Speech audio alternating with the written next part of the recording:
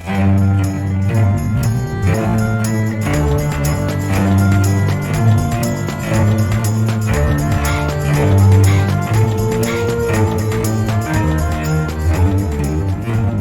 Injil lain tidak ada. Nah, ini juga perlu pernyataan apabila orang-orang itu bangkit dari kubur dan masuk kota suci yang mana itu dan mana sejarah mencatat itu? Ini perlu logika, ya. Jika main logika, direnungkan ini, jika gempa gelap dalam berapa jam, orang mati masuk ke kampung-kampung, maka Yerusalem orang Yahudi telah menjadi Kristen Waktu semua. habis waktu. Ya, mohon Ya. tanggapan itu. Ya, Pak Aderion sebentar katanya Pak Pras baru Bentar Pak aja. Pras. Jadi sebenarnya apa Oke, boleh. tentang masalah penyalipan yang kalian kais-kais kitab kami ini itu cuma hanya usaha kalian karena di kitab kalian Anisa 157 tidak terbukti. Makanya kalian cuma bisa mengkotak-katik iman kami. Begini ya Pak, logikanya. Kamu bilang tadi logika kan? Mungkin nggak di kitab kami dinyatakan bukan Yesus yang disalib melainkan orang lain. Terus tiba-tiba 600 tahun kemudian Quranmu bilang bukan Yesus yang disalib melainkan orang lain. Justru Anisa 157 ini ada karena di kitab Injil kami ini yang kalian bilang palsu menyatakan Yesus disalib. Itu yang benar logikanya. Jadi sebenarnya kita nggak perlu lagi mencari-cari di sini. Kitab Injil yang ini kan bukan kitab Injil yang kamu maksud. Justru di kitab Injil ini dinyatakan Yesus itu disalib. Makanya ada Anisa 157. Itu logika berpikir yang benar. Kira-kira seperti itu. Mungkin boleh ditambah yang lain-lain. Lanjut. Ya, sekarang gini. Jelas sekali di dalam Injil itu adalah Yesus mengatakan dia datang untuk mati. 3 hari lagi akan bangkit. Kemudian di dalam perikop membicarakan kematian Yesus. Kemudian kamu mencari ayat Yesus tidak mati. Di dalam perikop yang mengatakan Petrus mengkhianati Yesus, menyangkal Yesus. Kemudian kamu mengatakan Petrus mengatakan tidak mengenal pada waktu menyangkal. Jadi Petrus tidak menyangkal. Kemudian pada peristiwa kebangkitan, saya mengatakan tadi Maria itu salah satunya, ada Maria yang lain dan ada perempuan-perempuan yang mendampingi Maria dan ada murid yang lain. Itu tinggal dibaca. Jadi teman-teman semua yang mendengar di apa yang kita bicarakan, kita ini bukannya tidak buka karena dia punya pertanyaan itu kalau kita buka kita nggak bisa 6 menit gitu loh.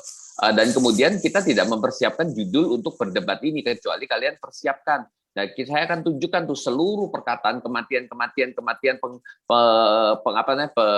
pengkhianatan daripada Petrus dan sebagainya ya. Jadi kalian yang pendengar harap dibaca, dilihat apakah yang dikatakan oleh Pak Ikhwan itu benar ataukah yang kita jawab itu benar gitu. Kemudian tentang pakaian. Nah, pakaian dipersoalkan. Jadi kalau kebangkitan, Allah membangkitkan, telanjang semua. Nanti kita begitu dibangkitkan oleh Tuhan, pergi ke tailor dulu. Minta dijahitkan baju supaya waktu bangkit jangan sampai nggak pakai baju gitu loh, jadi nudis gitu ya. Jadi pada waktu Tuhan membangkitkan itu nggak bisa ada pakaian gitu. Jadi itu sesuatu hal yang lucu Pak gitu. Kecuali yang bicara tuh ateis gitu ya. Sedangkan di dalam kebangkitan itu tubuhnya adalah dikatakan adalah anakku engkau telah kuperanakan pada hari ini ya. Jadi itu adalah suatu peristiwa.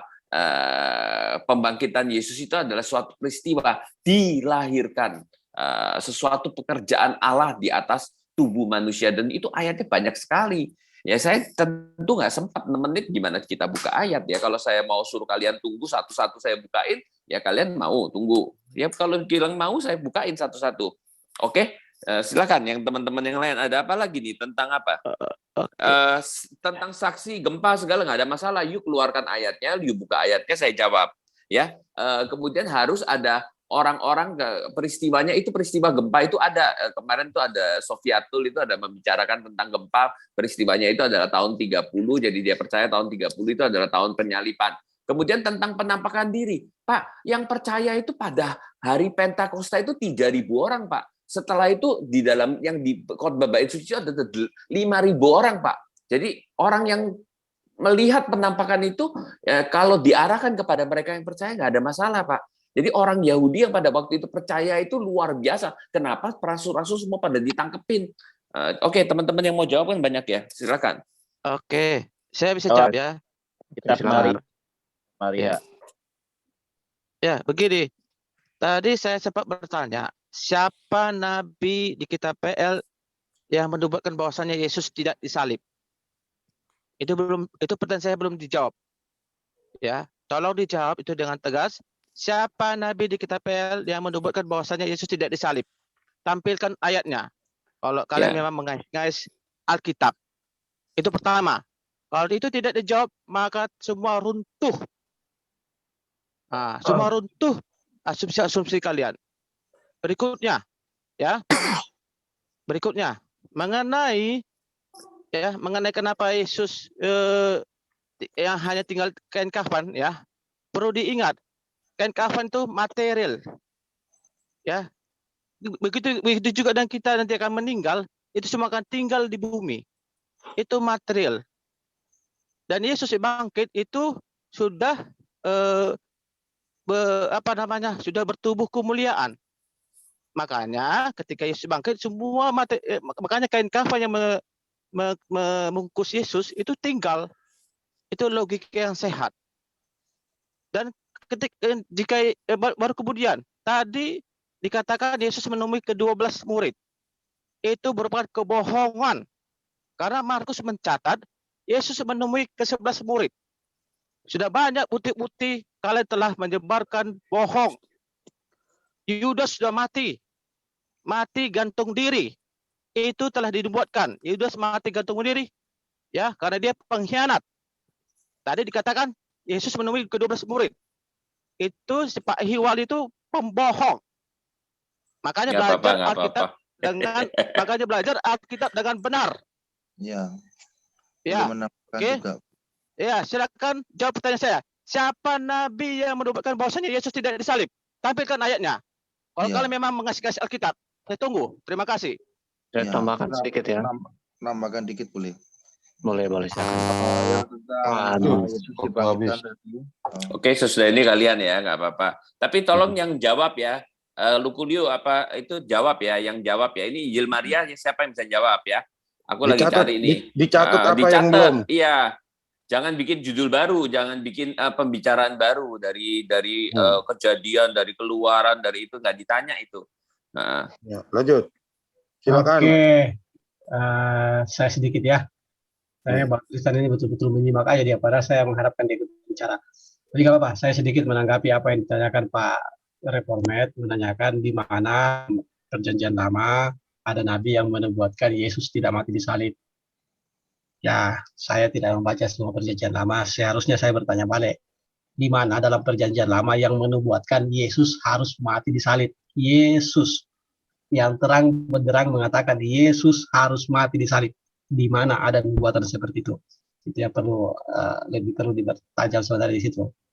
Ada ya, tapi nggak tahu ya, karena itu di perjanjian lama saya lihat belum pernah disebut nama Yesus. Tadi silakan lah kalau memang ada bisa buktikan di mana dalam perjanjian lama yang menyebutkan, karena kan memang keimanan Anda ini tergantung pada nubuat. Maka tunjukkan di mana dalam perjanjian lama ada nubuatan yang mengatakan Yesus harus mati di salib. Gitu. Apa yang disampaikan Pak Pras tadi, ya saya terima kasih atas penjelasannya. Apa yang belum dijawab silakan nanti dicari. Dan terus mengatakan mengenai masalah pakaian, kebangkitan tadi yang mau dimaksud Bang Iwan itu, ini kan kejadiannya sudah terjadi di dunia.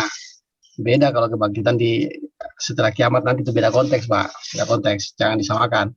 Masalahnya yang terjadi ini yang dibicarakan tapi kebangkitan manusia yang masih ada di dunia. Keluar di dalam itu diceritakan tidak ada pakaian, tidak bertelanjang lah keluar ya bangkit ya. Tidak ada juga ada rahasia mengatakan di dalam Alkitab ada itu bahwa Yesus dibangkitkan di hari ketiga itu dengan pakaian rapi atau apapun, tidak ada itu. Terus mengatakan tadi Yudas mati gantung diri. Seharusnya dijadi pertanyaan itu, dia gantung diri di mana itu? Ya kan? Saya tidak mau merujuk bahwa dia yang diserupakan, ya tidak. Semua sebagai PR lah bagi kalian itu. Silakan Pak Iwan.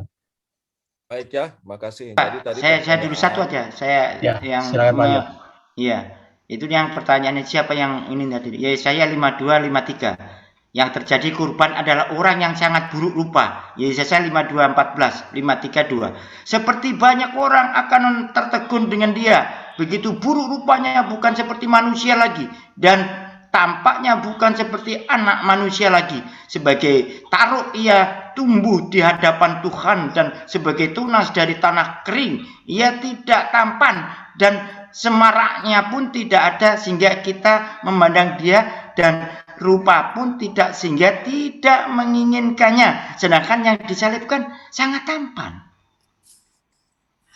muka bule, kan gitu. Ini menunjukkan bahwa ada kelainan dengan nubuat-nubuat ini. Gimana ini? Coba jelasin. Silakan Bang Ikhwan. Baik ya, terkait dengan siapa mana nubuatnya, jelas. Saya juga sudah membaca Perjanjian Lama. Ya, tolong jelaskan mana Perjanjian Lama yang menubuatkan Yesus disalib itu. Ya, tidak ada itu. Jelas di Perjanjian Lama di kitab orang Yahudi. Terkait dengan Korintus tadi, ya saya katakan ya saya dikatakan berbohong. Ini baca bahwa ia telah menampakkan diri kepada Kefas dan kemudian kepada ke-12 muridnya. Ya, paham ya? Sampai di sini. Jadi, Di mana ayat berapa? Jangan sampai bilang berbohong. Di mana ayat berapa? Itu ada di layar, itu ada di layar. Screen. Itu ada di layar. 1 Korintus 15:5. Ya. Oh. Ya, kemudian ya saya kembali ke topik terkait dengan Yesus bangkit tadi. Ini maksudnya kebangkitan yang dia masih berjalan-jalan di bumi loh. Ini saya pertanyakan, dua situasi ini jelas bertentangan. Di sini kata Petrus, dia tinggal melihat kain kafan terletak di tanah. Ya, berarti Yesus keluar tanpa busana. Jika cerita ini benar, maka akan bertentangan dengan cerita ini. Yesus makan ikan goreng di wilayah lain. Ya, inilah saya bilang ada petunjuk-petunjuk tentang kebenaran bahwa Yesus itu tidak disalib. Ya, kalau kita memilih Yesus itu bangkit seperti kata Petrus ini tinggal kain kafan tersisa, maka Yesus ini masih jalan-jalan di muka bumi. Dia tidak berpakaian. Tapi di cerita lain dinarasikan Yesus bersama-sama muridnya makan-makan di tempat lain, tapi dinarasikan seakan-akan penampakan setelah penyaliban. Ya, ini yang menjadi poin yang ketiga yang dipertanyakan. Ya, manakala yang benar dua poin ini? Jelas ini berbeda. Kalau keluar tanpa kain kafan, maka jelas telanjang. Ya, betul tadi menemui Maria Magdalena kok telanjang gimana? Ya, memang itu dua kisah yang berbeda. Harusnya dipertanyakan pada Petrus ini. Ini kan hanya kisah Yohanes yang menuliskan ini. Bahwa Petrus melihat seperti ini, tapi di kisah lain bertentangan. Ya, saya juga bertanyakan di kisah ini, pasca penyaliban. Ya, saya tampilkan bukan memotong ini. Ini di Matius 27:1-3. Mayat-mayat terlempar keluar. Orang-orang yang melihat hal itu belakangan pergi ke kota suci dan memberitahukan apa yang terjadi. Catat ini ya. Ini kan kata penulis. Dia boleh saja menulis mayat-mayat bertebarangan, tetapi faktanya orang Yahudi sampai saat ini Judaisme. Kalau mereka ini peristiwa ini benar, bait suci terbelah dua, kubur terbongkar, maka ada sejarahnya kubur terbongkar itu akan dijaga oleh ahli-ahli orang-orang beriman. Mereka tidak akan meninggalkannya seperti Ka'bah tidak ditinggalkan oleh keturunan Ismail. Mereka akan tahu di mana saja kuburan terbongkar itu. Coba tunjukkan di mana kubur terbongkar itu. Bahkan mereka masuk di kota suci. Ya, cukup banyak. Ya, justru di kota suci orang Yerusalem berada di tembok ratapan, tidak menuhankan Yesus. Bahkan ketika Yakobus ditemui oleh Paulus ke Yerusalem, Kisah Rasul 21, orang-orang di kota suci itu kembali beribadah di bait suci. Ya, nggak ada Kristen di sana, nggak ada. Bahkan Paulus digundulin karena kembali melaksanakan hukum Taurat. Ya, demikian. Waktu Jawab habis. ini. Silakan pihak Kristen. Ya, aku izin ya. Tadi sebelum pertanyaan yang ini dia menyatakan bahwa tentang Yesus tiba-tiba muncul dan itu membuktikan bahwa dia tidak disalibkan. Nah, dalam Lukas 24 itu dia jelaskan bahwa Yesus menampakkan diri kepada murid-muridnya dan Yesus sendiri menunjukkan luka di lambungnya dan di tangannya, telapak tangannya kepada para muridnya bahwa dia bukan hantu dan dia adalah Yesus yang sudah mati, pernah mati disalibkan dan dia bangkit. Itu tertulis dalam Lukas 24. Bisa dibaca lengkapnya kayak gimana. Jadi narasi bahwa Yesus tidak disalibkan itu jelas sangat bertolak belakang dengan itu, dengan peristiwa kebangkitan Yesus dan bagaimana Yesus menampakkan diri dan menampakkan beserta luka yang pernah ada dalam yang dia pernah alami dan dia makan dengan para muridnya. itu mungkin teman-teman bisa melanjutkan. Oke, mau aku atau siapa dulu? Lanjut, Ya, lanjut. Saya sedikit aja. Ya, tadi mengenai menyebutkan nubuatan Nabi itu tidak menjawab, ya, membantah, ya, bahwasanya Yesus tidak disalib. Itu sama sekali tidak menjawab. Sangat sayang sangat sayang disayangkan, ya. Karena begini, ya, ada nubuatan bahwasanya peristiwa, ya, pemakuan, ya, itu di kitab Mazmur dan kitab Zakaria, yang dimana Mesias akan mati karena disalibkan dengan tangan dan kakinya ditusuk, ya, Daud. Tampilkan ayatnya. Dan Mazmur 22 Tampilkan. ayat 15 share sampai screen. dan Zakaria 12 ayat 10. Ya, di sini menggambarkan gimana? Ditampilkan share screen. Itu berhentiin dulu, matiin dulu itunya. Apa namanya? Udah. Waktunya. Buka Mazmur pasal 22 ayat 16. Iya, Mazmur 22 ayat 16. Ayat 15 sampai 16. Siapa yang share screen? Adek. Siapa yang mau share screen? Mau gua share screen. Lo ngapain? Iya, Pahin. Bentar ya. Gua balik ke depan dulu sebentar. Baru Bentar, ada di stop juga. box-nya. Oke. Baru kemudian Zakaria 12 ayat 10. Di sini, ya, nubuatan tentang Mesias akan mati karena disalibkan. Ini penggenapannya nanti ada ayatnya di kitab Sorry. di kitab PB. Ayat berapa? Maaf, Le. Mazmur 22. Sorry ya, tadi gua lagi mana Mazmur ya? Mazmur berapa? Maaf. Mazmur 22 Ayat ayat 15 sampai 16. Ayat 17. 22 ayat 17. Yang ini ya? Dari Oh ya, boleh. Dari ayat 15 sampai 17. iya. Ya, Ya, waktunya jalan ya. Silakan. silakan. Seperti air aku tercurah, ya, dan segala tulangku terlepas dari sendinya. Hatiku menjadi seperti lilin hancur luluh di dalam dadaku. Kekuatanku kering seperti beliling, lidahku melekat pada langit mulutku dan dalam debu keletakan aku. Sebab anjing-anjing merumuni aku, gerombolan penjahat mengepung aku, mereka menusuk tangan dan kakiku. Segala tulang dan kuhitung, mereka menonton, mereka memandangi aku. Di sini Ayat mereka 17. membagi-bagi pakaianku di antara mereka dan mereka membuang undi atas jubahku.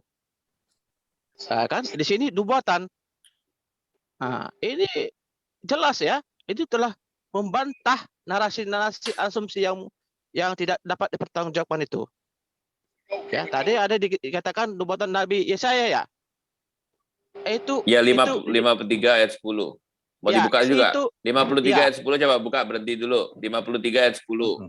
Iya, itu tidak menjawab pertanyaan saya tadi. Karena semua nabi menubuatkan tentang Yesus sebagai Mesias yang harus menderita. Ya. Tetapi Tuhan berkehendak merumpukan dia dengan kesakitan apabila ia menyerahkan diri sebagai korban penebus salah, ia akan melihat keturunannya umurnya akan lanjut dan kehendak Tuhan akan terlaksana olehnya.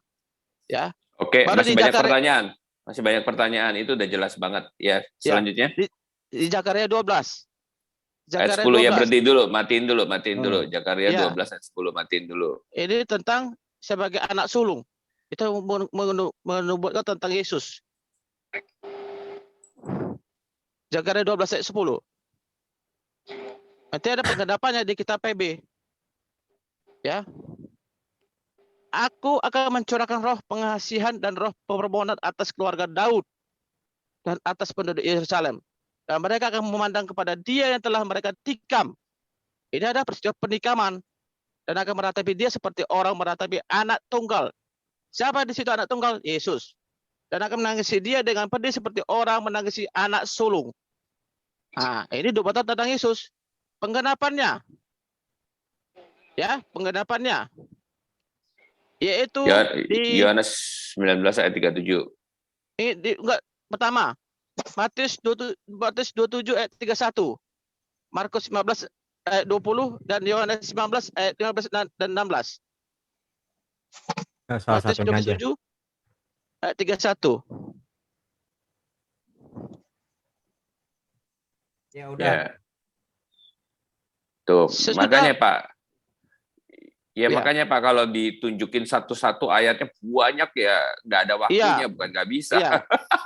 Iya, sesudah mengolok-olokkan dia, mereka mengenakan jubah itu daripadanya dan mengenakan pula pakaiannya kepadanya.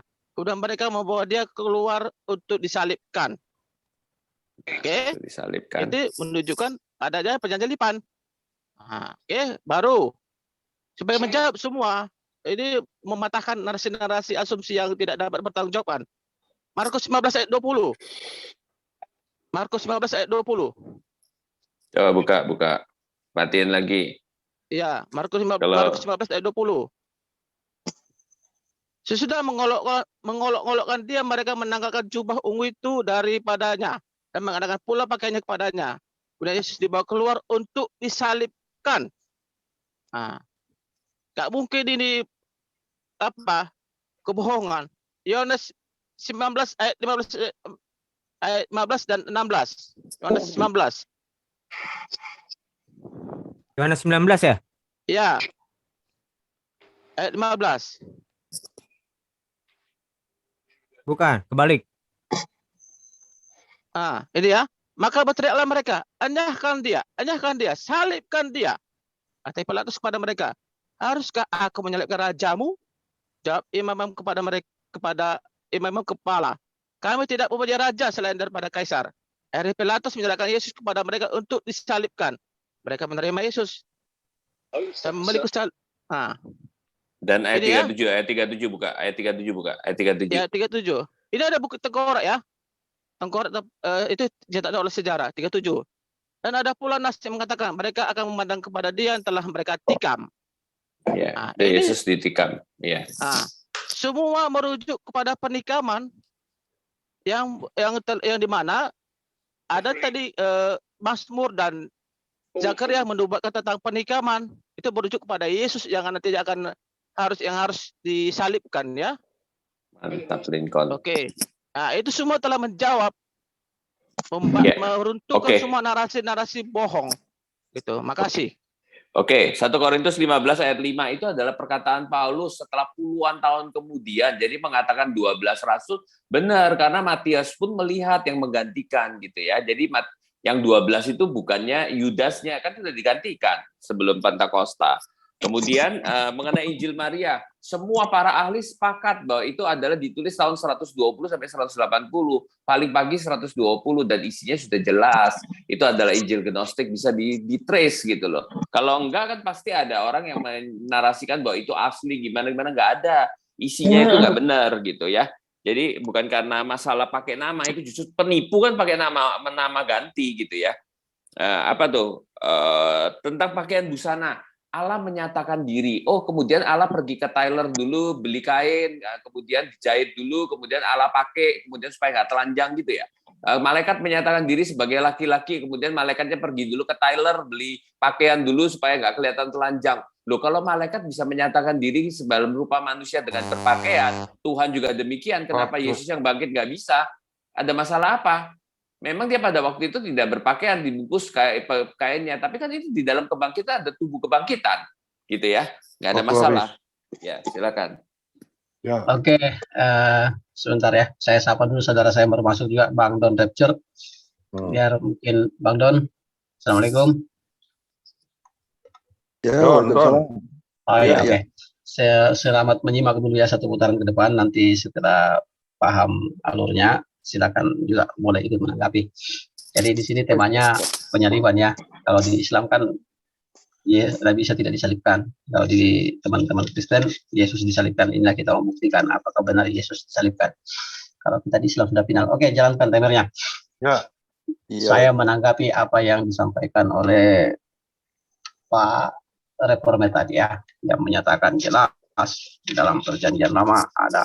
Tapi di situ tadi kan dikatakan, saya mengatakan mana di perjanjian lama yang menubuatkan, ada nubuatan bahwa Yesus, atas nama Yesus harus disalibkan. Kalau nubuatan itu yang jadi acuan, orang yang di samping Yesus itu pun menggenapi. Hal itu pun tergenapi. Yang mukanya jelek, apa segala itu tergenapi. Orang di samping Yesus yang disalib itu, yang kakinya remuk, justru itu menggenapi. Karena kakinya patah. Yesus tidak. Yesus nggak remuk kakinya. Nah, kalau itu nubuatan yang mau diambil ya, malah yang di sampingnya Yesus yang menggenapi itu. Kenapa bukan itu yang dijadikan penggenapan dan dituhankan? Kalau mau mengacu pada nubuatan itu. Kalau mengacu kepada Yesaya, 53 lebih parah lagi. Karena di situ dikatakan dia akan melihat keturunannya. Dan umurnya akan dipanjangkan. Nah, ini lebih parah lagi. Berarti tidak mati. Berarti dia beranak pinak. Kalau Anda mengatakan itu rohani dan lain-lain, kenapa satu ayat, satu nomor ayat ya? Yesaya 53, 110, sebagian rohani, sebagian jasmani. Kenapa tidak rohani aja sekalian semuanya? Jangan dipilih-pilih. Ini masih satu ayat yang sama dong. Jadi itu perlu dipikirkan di situ. Kalau mengambil nubuatan itu, jangan salah ambil nubuatan. Karena jelas tidak ada nubuatan dalam perjanjian lama yang mengatakan Yesus harus mati disalibkan. Itu cuma nubuatan duga-duga. Malah yang di sebelah Yesus yang menggenapinya itu, yang kakinya remuk. Kalau kita mau jujur ya, saya ulangi. Yang di sampingnya Yesus kalau nggak salah itu patah kakinya. Nah, itu yang menggenapi. Apalagi saya 30 itu lebih parah lagi. Dia akan melihat keturunannya, umurnya akan lanjut, dia tidak mati dan punya anak cucu. Banyak teman-teman mengatakan itu kan rohani. Kenapa nggak rohani semua di atas itu satu ayat itu dibahasakan rohani aja semuanya? Kenapa setelah masuk pada melihat keturunannya langsung dikatakan rohani?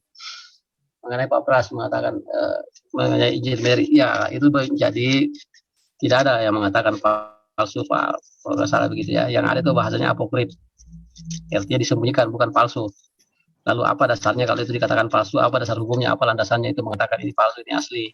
Itu kan seharusnya jadi pertanyaan bagi teman-teman Kristen ya. Kenapa Injil Mary itu menjadi Injil apokrif ya? Artinya Injil yang disembunyikan. Ya, tidak ada bahasa dipalsukan itu Pak ya, dalam bahasa kanonik apa itu kalau nggak salah nggak ada namanya palsu. Yang ada itu disembunyikan. Bukan berarti yang disembunyikan itu tidak benar. Silakan Bang Iwan. Ya, baik ya. Ya tadi justru sangat terima kasih menunjukkan nubuatan ini yang justru sebenarnya menggugurkan apa yang dianggap menggenapi ya. Terkait Mazmur 22 tadi ya, ini jelas ya. Di sini dikatakan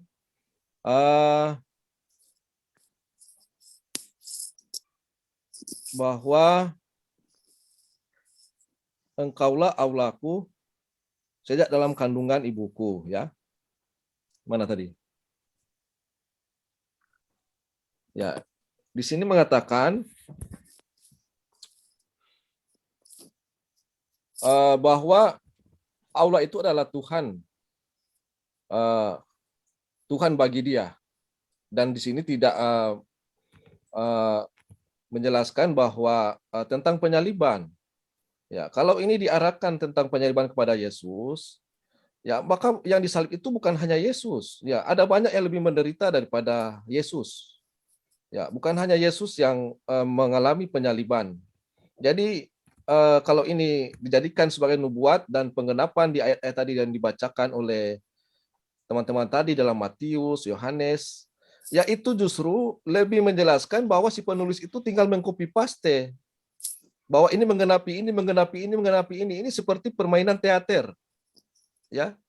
Seakan-akan sutradara sudah menyusun skenario-skenario, justru itu mengcopy ayat-ayat yang ada di Perjanjian Lama dan dipaksakan untuk Yesus.